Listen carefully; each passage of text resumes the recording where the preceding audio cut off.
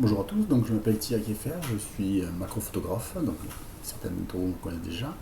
L'autre jour, je vous ai fait un petit tuto pour faire du focus stacking ou de la zedification avec Photoshop.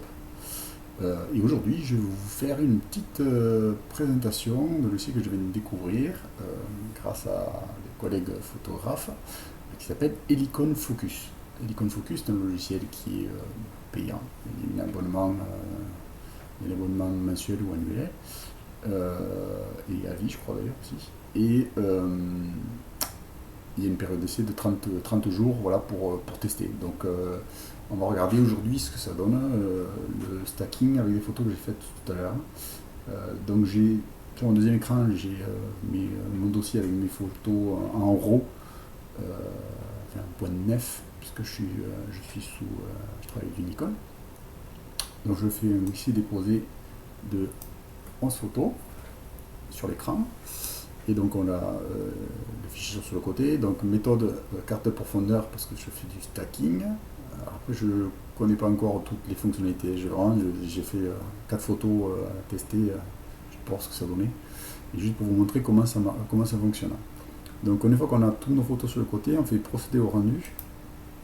Et ça vient nous afficher deux écrans. Et on voit qu'il fait à droite, il fait l'analyse en fait de la photo, des photos, en faisant l'alignement automatique. Et après, il vient récupérer les points de détail, voilà ce qu'on voit, ce point de détail. Et quand il a fini les points de détail, il nous donne une photo rendue, recadrée, alignée et stackée, et empilée. Donc voilà. Le rendu est assez rapide. Si les photos ont déjà été chargées une fois, c'est encore plus rapide. Et voilà. Et après, on n'a plus qu'à faire enregistrer sous. On vient enregistrer la photo qu'on souhaite enregistrer. Donc moi, j'ai déjà enregistré.